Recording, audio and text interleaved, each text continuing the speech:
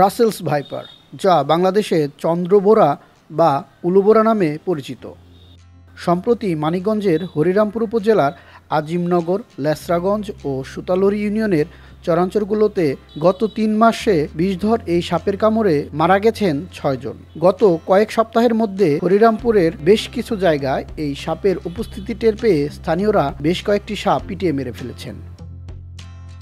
বর্তমানে হরিরামপুর উপজেলার চরাঞ্চলের জমিগুলোতে বছরে একাধিক ফসল আবাদ হওয়ায় ইঁদুরের সংখ্যাও বাড়ছে। পর্যাপ্ত খাদ্য ও অনুকূল পরিবেশ পাওয়ায় রাসেলস ভাইপারের বংশবিস্তারও দিন দিন বাড়ছে এই অঞ্চলগুলোতে। গত বৃহস্পতিবার ২০ জুন দুপুরে ঘাস কাটতে যান হরিরামপুর উপজেলা লেসরাগঞ্জ ইউনিয়নের নটাখোলা এলাকার পরশ ব্যাপারীর ছেলে কৃষক হোসেন ব্যাপারী। ঘাস কাটার সময় রাসেলস ভাইপার সাপ তাকে কামড় দেয়। তাকে উদ্ধার করে ফরিদপুর বঙ্গবন্ধু শেখ মুজিব মেডিকেল কলেজ হাসপাতালে ভর্তি করা হয়। শুক্রবার দিন বিকেলে তিনি চিকিৎসাধীন অবস্থায় মারা যান। কোনো ব্যক্তিকে সাপে কামড় দিলে তাকে দ্রুত হাসপাতালে নেওয়ার পরামর্শ স্বাস্থ্য বিভাগের।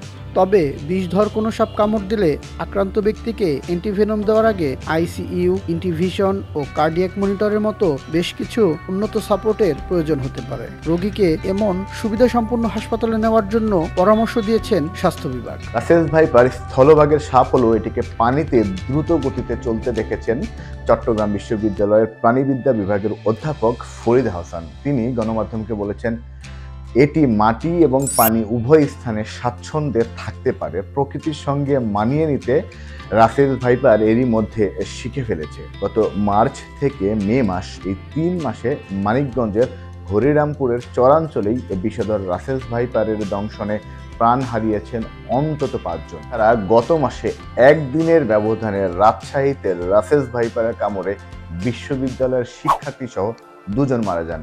এ ঘটনায় আতঙ্ক দেখা যায়। ধান কাটতে গিয়ে এক শ্রমিকের মৃত্যুর পর ধান কাটা শ্রমিকদের মধ্যে আতঙ্ক সব থেকে বেশি ছড়িয়ে যায়। বিশেষ করে রাসেলস ভাইপারে কামড়ে মারা যাওয়া শিক্ষার্থী শাহিনুর রহমানের বাড়ি ছিল কিন্তু চারঘাট অঞ্চলে। ৩ জুন ইংরেজি দৈনিক দ্য ডেইলি স্টারের অনলাইন সংস্করণে প্রকাশিত প্রতিবেদনে উল্লেখ করা হয়েছে, চলতি বছর এ পর্যন্ত পদ্মার তীরবর্তী রাজশাহী, রাজবাড়ী, মানিকগঞ্জ সহ বিভিন্ন জেলায় রাসেলস ভাইপারের দংশনে অন্তত ১০ জনের মৃত্যু হয়েছে।